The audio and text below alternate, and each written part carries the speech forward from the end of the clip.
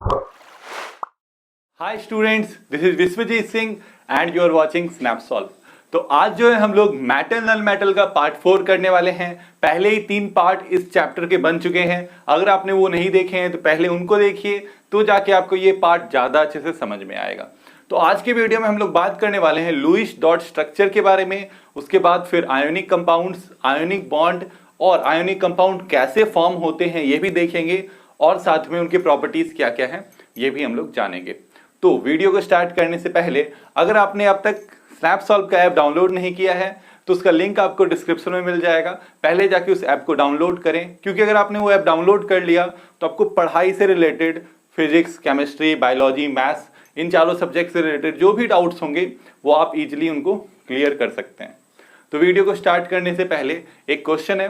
Question ये है कि जो हमारा नाइट्रिक एसिड होता है, नाइट्रिक एसिड के साथ ऐसे कौन से 2 मेटल्स हैं जो रिएक्ट करते हैं और हाइड्रोजन गैस रिलीज करते हैं। जैसा कि आप जानते होंगे नाइट्रिक एसिड जो है एक स्ट्रॉन्ग ऑक्सीडाइजिंग एजेंट है, तो मेटल के साथ रिएक्ट करने के बावजूद वो हाइड्रोजन गैस रिलीज नहीं करके वो क्या करता है, वो वाटर का फॉर्मेशन कर देता है। पर 2 मेटल्स हैं जिनके केस में हाइड्रोजन गैस ही रिलीज होता है। वो कौन से 2 मेटल्स हैं वो आपको बताना है। अगर आपको इसका जवाब पता है तो कमेंट करें, अगर नहीं पता है तो वीडियो में बने रहें, लास्ट में आपको इसका आंसर मिलेगा। तो स्टार्ट करते हैं आज का वीडियो। तो यहाँ पे सबसे पहले हम लोग बात करेंगे लुईस डॉट स्ट्रक्चर की। लुईस डॉट स्ट्रक्चर, जिसको कि इलेक्ट्रॉन डॉट स्ट्रक्चर भी बोला जाता है या लुईस इलेक्ट्रॉन डॉट स्ट्रक्चर भी बोला जाता है, ठीक है। तो इसको एकदम सिंपल आसान भाषा में डिफाइन कैसे करेंगे, तो लुईस डॉट स्ट्रक्चर क्या है, ये डायग्रामेटिकल जो है ये रिप्रेजेंटेशन है। It is diagrammatical representation of bondings of compound, ठीक है। कंपाउंड में जो बॉन्डिंग हुआ, ठीक है, कोई एक कंपाउंड जो फॉर्म हुआ किन्हीं 2 एलिमेंट से, तो उन 2 एलिमेंट्स के बीच में क्या बॉन्ड, कैसे वो बॉन्ड फॉर्मेशन हुआ, जब हम उसको डायग्राम से रिप्रेजेंट करते हैं तो उसी को हम क्या बोलते हैं, लुईस डॉट स्ट्रक्चर बोलते हैं।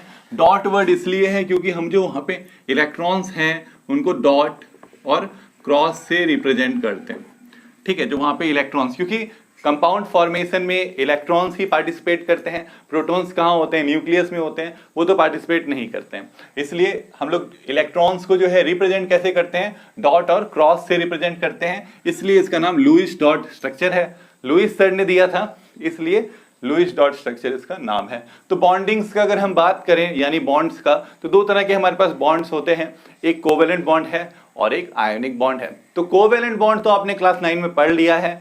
आज हम लोग आयोनिक बॉन्ड के बारे में बात करने वाले हैं, ठीक है। तो आयोनिक बॉन्ड्स से पहले या आयोनिक बॉन्ड का पहले डेफिनेशन देख लेते हैं। आयोनिक बॉन्ड्स क्या होते हैं, the bond which is form due to the transfer of electrons. Ionic bond ऐसा बॉन्ड होता है कि जो फॉर्म कब होता है, जब इलेक्ट्रॉन्स ट्रांसफर होते हैं। एक एलिमेंट ने इलेक्ट्रॉन दिया, किसी और एलिमेंट ने इलेक्ट्रॉन ले लिया, ठीक है। मतलब एक एलिमेंट ने इलेक्ट्रॉन लूज किया और किसी दूसरे एलिमेंट ने उसको गेन कर लिया, तो उन दोनों के बीच में जो बॉन्ड फॉर्म होगा उसको हम क्या बोलेंगे, आयोनिक बॉन्ड बोलेंगे, ठीक है। तो जनरली ये मेटल्स और नॉन मेटल्स के बीच में होता है, क्योंकि हम जानते हैं, क्या जानते हैं, मेटल्स आर इलेक्ट्रॉन डोनर, है ना। इलेक्ट्रॉन डोनर होते हैं मेटल्स, जो आसानी से इलेक्ट्रॉन लूज कर सकते हैं, and non metals are electron acceptors. Non metals क्या होते हैं, इलेक्ट्रॉन एक्सेप्टर्स होते हैं, या इलेक्ट्रॉन्स को गेन कर सकते हैं आसानी से, आप कह सकते हैं। तो आयोनिक बॉन्ड इन जनरल किसके किसके बीच फॉर्म होता है, मेटल्स और नॉन मेटल्स के बीच में फॉर्म होता है, ठीक है। ये हो गया आयोनिक बॉन्ड। तो वैसे ही आयोनिक कंपाउंड क्या होता है, ऐसा कंपाउंड जिसमें आयोनिक बॉन्ड होगा। The compound having ionic bond, ऐसा कंपाउंड जिसमें आयोनिक बॉन्ड होगा उसको हम क्या बोलेंगे, आयोनिक कंपाउंड बोलेंगे। इजी है एकदम। तो हम लोगों ने यहाँ पे 4 एग्जांपल्स लिखे हैं, किसके, आयोनिक कंपाउंड के एग्जांपल्स हैं ये। NaCl, या आप कह सकते हैं कि ये ऐसे कंपाउंड्स हैं जिसमें आयोनिक बॉन्ड है। सोडियम क्लोराइड, नमक यूज करते हैं हम लोग घरों में, ठीक है, सबसे कॉमन एग्जाम्पल है। फिर कैल्शियम क्लोराइड है, एल्यूमिनियम क्लोराइड है, मैग्नीशियम ऑक्साइड है। ये 4 आपको यहाँ पे दिख रहे हैं कंपाउंड। इन चारों का भी हम फॉर्मेशन करेंगे, आयोनिक बॉन्ड कैसे फॉर्म हुआ इनके बीच वो देखेंगे। तो स्टार्ट करते हैं सबसे पहले NaCl से। अगर हम सोडियम और क्लोरीन का बात करें तो सबसे पहले देखिए सोडियम। सोडियम का एटॉमिक नंबर कितना है, 11 है, तो इसका इलेक्ट्रॉनिक कॉन्फ़िगरेशन क्या होगा, 2 8 1। ये सोडियम का इलेक्ट्रॉनिक कॉन्फ़िगरेशन होगा। तो याद कीजिए ऑक्टेट रूल जो आपने क्लास 9 में पढ़ा था। ऑक्टेट रूल क्या कहता है कि किसी भी एलिमेंट के आउटर मोस्ट ऑर्बिट में, वैलेंस ऑर्बिट में, वैलेंस सेल में अगर 8 इलेक्ट्रॉन्स हैं तो वो स्टेबल है। ठीक है, हीलियम के आसपास वाले एलिमेंट्स में नहीं, वहां ड्यूप्लेट फॉलो होता है जैसे हाइड्रोजन में, है ना, तो वो नहीं। अगर हम बाकी एलिमेंट्स का बात करें जो हमारे नोबल, दूसरे हीलियम के अलावा दूसरे नोबल गैसेस के करीब एलिमेंट्स हैं, उनका हम लोग बात करें अगर, जैसे सोडियम है, तो उन एलिमेंट्स में क्या है कि अगर उस एलिमेंट के आउटर मोस्ट ऑर्बिट में, वैलेंस ऑर्बिट में, वैलेंस सेल में अगर क्या होगा, अगर क्या प्रेजेंट होगा, 8 इलेक्ट्रॉन्स प्रेजेंट होंगे तो वो स्टेबल होगा, वो स्टेबल होगा। यानी कि अगर आप यहां देखें तो सोडियम का अगर बात करें तो सोडियम का अगर हम इलेक्ट्रॉनिक कॉन्फ़िगरेशन देखें तो पहले ऑर्बिट में 2 इलेक्ट्रॉन है, दूसरे ऑर्बिट में 8 इलेक्ट्रॉन्स हैं, तीसरे ऑर्बिट में 1 इलेक्ट्रॉन है। तो अब ये क्या करेगा बेचारा, इसको तो 8 पूरा करना है, तो इसके पास 2 रास्ता है, या तो ये 7 इलेक्ट्रॉन्स कहीं से ले ले, या फिर इस 1 इलेक्ट्रॉन को हटा दे यहां से, तो आप इसका 2 8 इलेक्ट्रॉनिक कॉन्फ़िगरेशन हो जाएगा, 8 हो जाएगा आउटर मोस्ट ऑर्बिट, तो ये स्टेबल हो जाएगा। यही दोनों में से एक चीज ये कर सकता है। तो आसान क्या है आप ही बताइए, आसान ये होगा कि ये 1 इलेक्ट्रॉन को लूज कर जाए, है ना। तो मतलब सोडियम क्या करता है, सोडियम जो है वो 1 इलेक्ट्रॉन को लूज कर जाता है। अब अगर सोडियम 1 इलेक्ट्रॉन को लूज करेगा, क्यों लूज किया, स्टेबल होने के लिए लूज किया, ठीक है। अब लूज किया तो यहां पे एक पॉजिटिव चार्ज आ जाएगा। ये कहां से आया, यहां नहीं था, यहां कैसे आ गया, है ना, यहां नहीं था, यहां कैसे आ गया। तो आप इसको समझने के लिए हम लोग एक बार एटॉमिक स्ट्रक्चर के बारे में देखें सोडियम का। तो सोडियम का एटॉमिक नंबर है 11, तो 11 अगर एटॉमिक नंबर है तो 11 प्रोटॉन्स होंगे, 11 ही क्या होंगे, इलेक्ट्रॉन्स होंगे। दोनों पे सेम चार्ज है, जितना negative charge, electrons are negative charge, protons are positive charge, दोनों पे सेम चार्ज है, मतलब +11 -11, तो चार्ज कितना हो जाता है, 0 हो जाता है। तो यहाँ पे कोई चार्ज नहीं था। पर जैसे ही सोडियम ने क्या किया, सोडियम ने 1 इलेक्ट्रॉन लूज किया तो प्रोटॉन तो उतने रह गए, पर 1 इलेक्ट्रॉन गायब हो गया, 10 ही इलेक्ट्रॉन बचे। तो अब 1 प्रोटॉन का चार्ज जो है वो सोडियम पे आ गया, इस जिसको हम सिंगल प्लस से रिप्रेजेंट करते हैं। ठीक है, इस प्लस का मतलब क्या है कि 1 प्रोटॉन का चार्ज है सोडियम पे अब। ठीक है, मतलब सोडियम सिंगल पॉजिटिव चार्ज है सोडियम के ऊपर। तो अब अगर ये हो गया सोडियम का, वैसे अगर क्लोरीन का बात करें तो क्लोरीन का अगर हम एटॉमिक नंबर का बात करें तो क्लोरीन का जो एटॉमिक नंबर होता है वो 17 होता है। तो इसका इलेक्ट्रॉनिक कॉन्फ़िगरेशन क्या होगा, 287 होगा इसका इलेक्ट्रॉनिक कॉन्फ़िगरेशन। तो अगर हम क्लोरीन का बात करें तो क्लोरीन में 1 इलेक्ट्रॉन अगर ऐड हो, ठीक है, क्यों ये हम कह रहे हैं, क्योंकि देखिए इसके आउटर मोस्ट ऑर्बिट में कितने इलेक्ट्रॉन्स हैं, 7 इलेक्ट्रॉन्स हैं, 7 इलेक्ट्रॉन्स हैं। तो उसके पास भी 2 रास्ते हैं, या तो ये 7 इलेक्ट्रॉन्स लूज कर जाए या 1 इलेक्ट्रॉन कहीं से ले ले, क्योंकि 1 इलेक्ट्रॉन ले लेगा तो यहाँ 8 हो जाएगा, या 7 लूज कर जाएगा तब भी 8 हो जाएगा। पर 7 लूज करना बहुत मुश्किल है, नियर टू इम्पॉसिबल है। ठीक है, तो क्या कह सकता है, क्लोरीन के लिए आसान क्या है, ये 1 इलेक्ट्रॉन गेन कर लेगा 1 इलेक्ट्रॉन। तो देखिए क्या होगा, यहाँ Cl- हो जाएगा। Cl- अब क्यों हुआ, Cl- इसलिए हुआ क्योंकि यहाँ पे 17 था इसका एटॉमिक नंबर, 17 एटॉमिक नंबर था, तो 17 प्रोटॉन्स थे और इलेक्ट्रॉन्स भी 17 ही थे। तो ये इसका फाइनल चार्ज 0 था जब ये क्लोरीन एटम था। पर जैसे ही इसने 1 इलेक्ट्रॉन गेन किया तो अब ये जो इलेक्ट्रॉन्स का नंबर है वो 17 से 18 हो गया। तो एक चार्ज -1 चार्ज जो है वो बढ़ गया क्लोरीन एटम से पे, तो ये क्या हो गया, Cl- इसने फॉर्म कर लिया। ठीक है, तो आप देखिए ये जो पॉजिटिव चार्ज वाला आयन है, इसको दोनों को आयंस बोलते हैं। ठीक है, जो एटम्स जिन्होंने इलेक्ट्रॉन लूज किया है या गेन किया है तो उन पे चार्ज आ जाता है, ऐसे एटम्स को हम लोग आयंस बोलते हैं। ठीक है, और आयंस कितने तरह के होते हैं, 2 तरह के होते हैं, यही देख रहे हैं, एक पॉजिटिव वाला है, एक नेगेटिव वाला है। तो जो पॉजिटिव आयन होता है उसको हम क्या बोलते हैं, उसको कैटायन बोलते हैं। जो नेगेटिव आयन होता है उसको क्या बोलते हैं, एनायन बोलते हैं। ठीक है, तो ये कैटायन है, ये एनायन है। तो देखिए अब इसको हम इलेक्ट्रॉन डॉट स्ट्रक्चर से रिप्रेजेंट करते हैं। इलेक्ट्रॉन डॉट स्ट्रक्चर में हम लोग आउटर मोस्ट ऑर्बिट में जो इलेक्ट्रॉन्स हैं उसको रिप्रेजेंट करते हैं। ठीक है, आउटर मोस्ट ऑर्बिट में जो इलेक्ट्रॉन है सिर्फ उन्हीं को दर्शाते हैं। जैसे सोडियम का आउटर मोस्ट ऑर्बिट में कितना इलेक्ट्रॉन है, एक इलेक्ट्रॉन है, तो हम यहाँ पे एक इलेक्ट्रॉन दे देंगे सोडियम के आगे, ठीक है। तो ये हो गया सोडियम एटम का लुईस डॉट स्ट्रक्चर। अब क्लोरीन का बात करें तो क्लोरीन के आउटर मोस्ट ऑर्बिट में कितने इलेक्ट्रॉन्स हैं, 7 इलेक्ट्रॉन्स हैं, तो 7 इलेक्ट्रॉन्स दे दीजिए क्लोरीन के, ठीक है। ये 7 इलेक्ट्रॉन्स हमने यहां पे दे दिया। तो अब देखिए क्या हो रहा है, अब ये इलेक्ट्रॉन जो सोडियम का था, जो सोडियम ने लूज किया, यहाँ पे सोडियम ने एक इलेक्ट्रॉन लूज किया, वही इलेक्ट्रॉन क्लोरीन ने गेन कर लिया। तो ये जो इलेक्ट्रॉन सोडियम का था ये कहां चले गया, क्लोरीन एटम के पास चला गया, है ना। जब ये क्लोरीन एटम के पास चला गया तभी आपने क्या देखा, आपने देखा कि जो सोडियम है उस पर प्लस चार्ज आ गया, जो क्लोरीन है यहां पे इसमें माइनस चार्ज आ गया। दो अपोजिट चार्ज वाले यहां पे आयंस फॉर्म हो गए।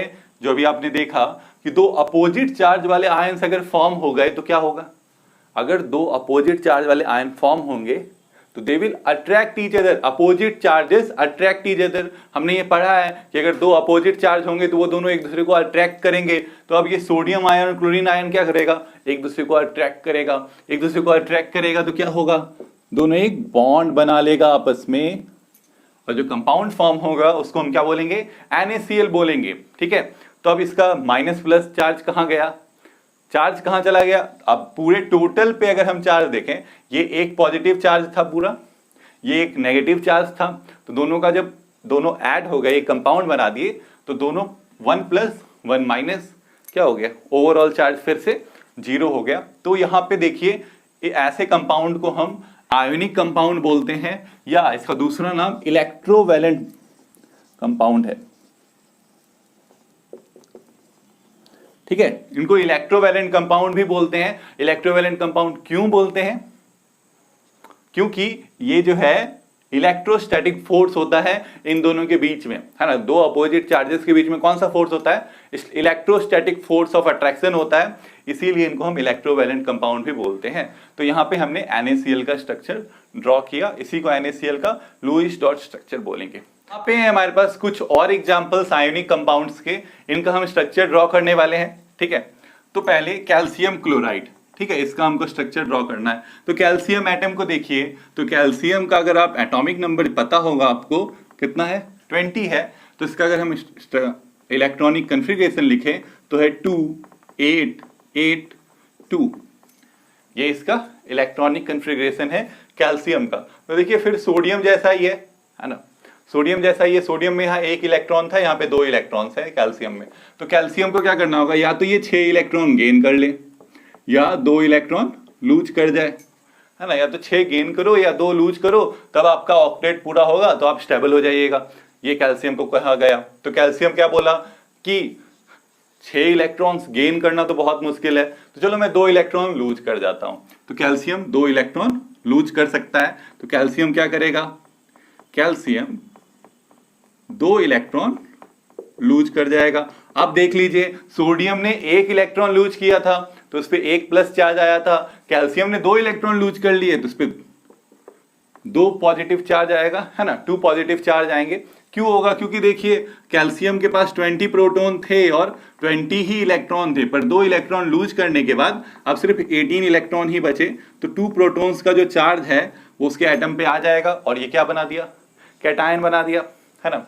ऐसे ही क्लोरीन, तो क्लोरीन का तो आपको समझ में आ ही गया है ना। क्लोरीन है यहाँ, तो क्लोरीन क्या होगा, क्लोरीन यही 1 इलेक्ट्रॉन को वो एक्सेप्ट करता है ना। तो क्या बन जाता है, Cl- बन जाता है। पर यहाँ 2 इलेक्ट्रॉन्स हैं, इससे क्या समझ में आ रहा है, तो दोनों एक्सेप्ट करने के लिए हमको 2 क्लोरीन चाहिए। 2 क्लोरीन 2 इलेक्ट्रॉन्स एक्सेप्ट करेगा, 2 Cl- फॉर्म करेगा, ठीक है। तो अब इसको हम लुईस डॉट स्ट्रक्चर में रिप्रेजेंट करेंगे अगर, तो कैसे, देखिए कैल्शियम है, इसके पास 2 इलेक्ट्रॉन्स है ना। तो अब क्लोरीन का अगर बात करें तो क्लोरीन के पास कितने इलेक्ट्रॉन्स हैं आउटर मोस्ट ऑर्बिट में, 7 है। अभी हमने देखा था क्लोरीन के पास 7 इलेक्ट्रॉन्स हैं आउटर मोस्ट ऑर्बिट में।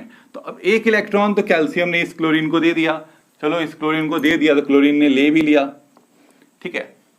अब क्या होगा, अब ये इलेक्ट्रॉन, अब 1 इलेक्ट्रॉन और बच गया, इसीलिए देखिए यहाँ पे 2 क्लोरीन एटम्स है, मतलब दूसरा क्लोरीन एटम क्या करेगा, वो अगले इलेक्ट्रॉन को लेगा कैल्शियम के। तो अगर इस तरह से होगा तो क्या होगा, तो आप देखिए क्या होगा, अब आपका जो कैल्शियम है उस पर 2+ चार्ज आ जाएगा, है ना, और क्या होगा, Cl जो है उस पर माइनस चार्ज होगा, पर Cl होंगे कितने, 2 होंगे Cl एटम्स, ठीक है। और कितना यहाँ पे इलेक्ट्रॉन इसका बना लीजिए, ये इलेक्ट्रॉन हो गया, ठीक है। तो कैल्शियम और क्लोराइड ने इस तरह से कंपाउंड बनाया। अब इस पे पॉजिटिव चार्ज है, इस पे नेगेटिव चार्ज है, दोनों एक दूसरे को अट्रैक्ट करेंगे, कौन से फोर्स के साथ, इलेक्ट्रोस्टैटिक फोर्स के साथ, और क्या बना देंगे, और CaCl2 फॉर्म कर देंगे। तो ये हमारा हो गया इलेक्ट्रॉन डॉट स्ट्रक्चर, है ना, representation of electron dot structure of calcium chloride, ठीक है। तो अब एल्यूमिनियम क्लोराइड जो है ये आपका होमवर्क है, ये आप खुद ट्राई कीजिए, ठीक है। अब हम लोग मैग्नीशियम ऑक्साइड को देखते हैं। मैग्नीशियम ऑक्साइड के केस में देखिए, मैग्नीशियम है हमारा, मैग्नीशियम का एटॉमिक नंबर है 12, इसका अगर इलेक्ट्रॉनिक कॉन्फ़िगरेशन लिखें तो 282 होता है। ऑक्सीजन का बात करते हैं, ऑक्सीजन का जो एटॉमिक नंबर है वो है 8 और इसका इलेक्ट्रॉनिक कॉन्फ़िगरेशन है 2,6, ठीक है। तो अब आप इसको देखिए दोनों एटम्स को, तो वही बात है, मैग्नीशियम कैल्शियम जैसा ही है। मैग्नीशियम को बोला गया कि या तो भैया तुम 6 इलेक्ट्रॉन गेन कर लो या ये 2 इलेक्ट्रॉन लूज कर दो, तब जाके तुम स्टेबल हो जाओगे। तो मैग्नीशियम बोला 6 इलेक्ट्रॉन गेन करना तो बहुत मुश्किल है, तो चलो मैं ये 2 इलेक्ट्रॉन को सेक्रीफाइस कर देता हूँ, लूज कर देता हूँ, तो मैं स्टेबल हो जाऊंगा, ठीक है। तो ऑक्सीजन के साथ भी वही कंडीशन, ऑक्सीजन को बोला कि 6 इलेक्ट्रॉन तुम लूज कर जाओ या 2 इलेक्ट्रॉन कहीं से गेन कर लो, तो फिर ऑक्सीजन वही बोलेगा क्या कि 6 इलेक्ट्रॉन लूज करना तो बहुत मुश्किल है, 2 इलेक्ट्रॉन मुझे कहीं से मिल जाए तो मैं गेन कर लूंगा, ठीक है। तो वही चीज यहाँ पे होगा। अब मैग्नीशियम क्या करेगा, मैग्नीशियम 2 इलेक्ट्रॉन्स लूज करेगा, अगर 2 इलेक्ट्रॉन लूज करेगा तो इस पे 2 पॉजिटिव चार्ज आ जाएगा, ठीक है। ऐसे आपको करके देखने की जरूरत नहीं है, बस याद रखना है जितना इलेक्ट्रॉन लूज होगा उतना पॉजिटिव चार्ज आएगा, जितना इलेक्ट्रॉन गेन होगा उतना नेगेटिव चार्ज आएगा। जैसे ऑक्सीजन का अगर हम बात करें तो ऑक्सीजन क्या करेगा, ऑक्सीजन 2 इलेक्ट्रॉन गेन कर लेगा और उस पर कौन सा चार्ज आ जाएगा, 2 नेगेटिव चार्ज आ जाएगा, यही होगा। तो अब इसका लुईस डॉट स्ट्रक्चर बनाते हैं। मैग्नीशियम का अगर हम बात करें तो मैग्नीशियम के पास 2 ही इलेक्ट्रॉन है आउटर मोस्ट ऑर्बिट में। ऑक्सीजन का बात करें तो ऑक्सीजन के पास कितने एटम्स हैं, सॉरी इलेक्ट्रॉन्स हैं, ऑक्सीजन के पास 6 इलेक्ट्रॉन्स हैं आउटर मोस्ट ऑर्बिट में। तो क्या हुआ, ये दोनों इलेक्ट्रॉन्स ऑक्सीजन को मैग्नीशियम ने दे दिए, ठीक है। मतलब एक तरह से कह सकते हैं मैग्नीशियम ने लूज किया, ऑक्सीजन ने गेन कर लिया। तो इससे क्या हुआ, इससे क्या होगा, अब आपका Mg जो है उस पर +2 चार्ज आ जाएगा। O जो है जिसके पास कितने इलेक्ट्रॉन्स हो गए, अब 8 इलेक्ट्रॉन्स हो गए, इस पे 2 नेगेटिव चार्ज आ जाएगा।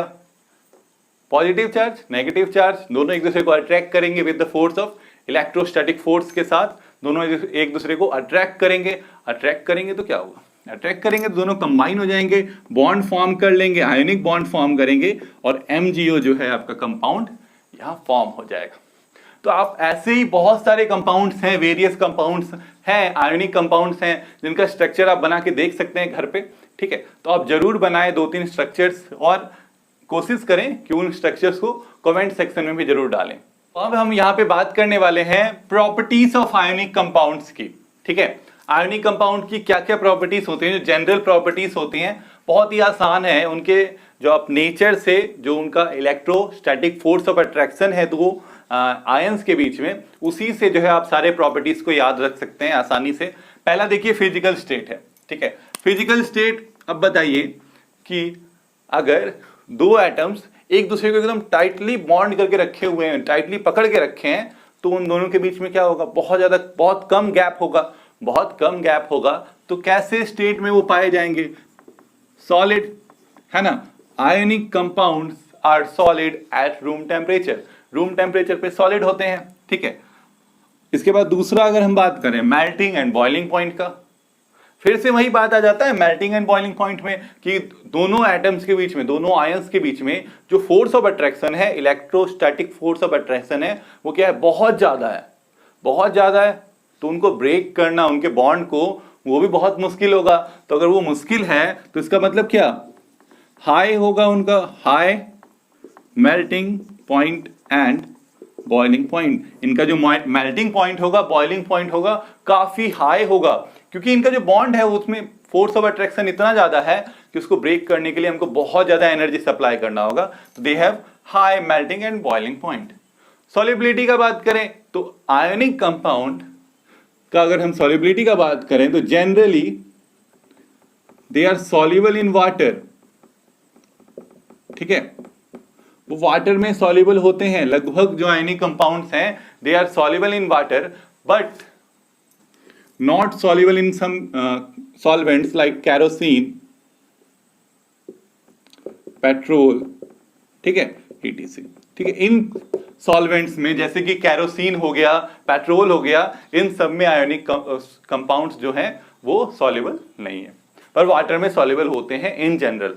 इसके बाद अगर हम कंडक्शन ऑफ इलेक्ट्रिसिटी का बात करें तो आयोनिक कंपाउंड्स इलेक्ट्रिसिटी कंडक्ट कर सकते हैं। जितने भी आयोनिक कंपाउंड हैं, क्योंकि वो आयोनिक कंपाउंड है, क्योंकि वहां पे ट्रांसफर ऑफ इलेक्ट्रॉन हुआ है, इलेक्ट्रॉन ट्रांसफर हुआ है ना, इलेक्ट्रॉन एक एटम से दूसरे एटम में गया है, इलेक्ट्रॉन जाना आना, यही इलेक्ट्रिसिटी होता है।